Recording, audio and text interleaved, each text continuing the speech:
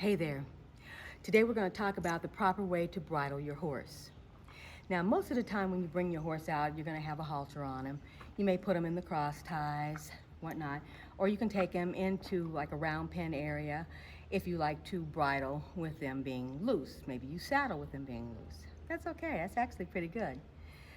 One thing that I do want to caution you about is when you have a horse in the cross ties, that you don't have too much congestion in and around them and holding them back.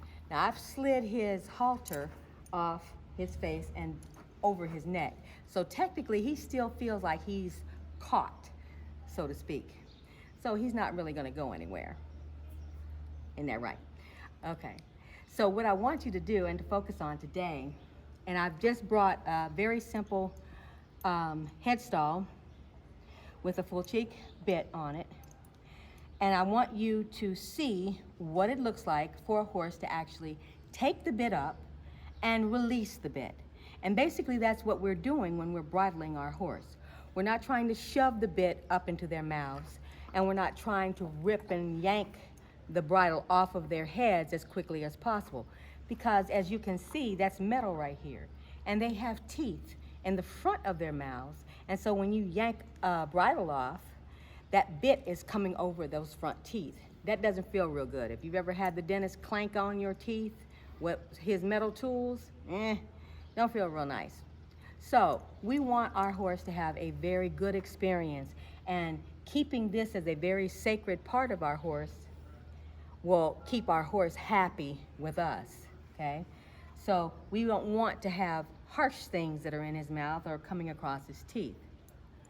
Now, if a horse tends to be difficult when they're bridling, it could be for a number of reasons.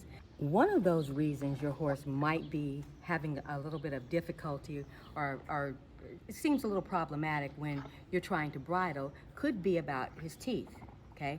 So you want to make sure his teeth have been properly floated and trimmed down and there's no sharp edges along the jaw, because that can make his mouth sore and hence, not have anything in his mouth. Another reason why your horse might be having trouble bridling, he might toss his head up real high, is maybe he doesn't like being touched around his ears or the top of his head, or it could have sore areas up there. This horse came off of a racetrack, and sometimes they will twitch those ears, and so he's gotten to the point where if you go near his ears, he'll throw his head up. So I had to work with him for a little bit and teach him that he needs to find relaxation when he lowers his head and lowers his head. And then you can teach your horse to lower their head on command, okay? And if you check out one of our videos, you'll see about putting a halter on, whether it's a rope halter or a regular nylon halter, leather halter, and it'll show you different ways to teach the horse to lower its head, so it makes it a lot easier for you to bridle. So we're going to ask him, hey big guy, hi, you ready? You ready?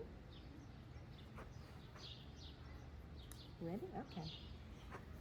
I'm going to ask him to take this bit. So I'm going to take my hand and I'm going to lay it right between his ears over his poll. And I'm going to grab that with my right hand. And then I'm going to guide this in front of his nose, in front of his muzzle. And I just keep my hand flat, okay? Now, from this point, it's going to be up to him to take the bit. Now he starts to open his mouth, and I gently pull upward with my right hand.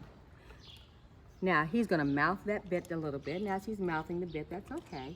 I'm going to take the outside ear, fold it forward, and then the inside ear closest to me, I'm going to fold it forward, and then position that headstall in a nice spot. Now, you do want to make sure you make adjustments so that the bridle is fitting your horse, of course, but that'll be a different video if you need to check on that. Now, to take this off of him when we're finished working, I want to do the same process, okay? I'm going to start up here. I'm going to fold those ears forward, let the top of that headstall glide over his ears, but I control it here. Now I'm going to let him mouth that bit until he drops it. And when he drops it,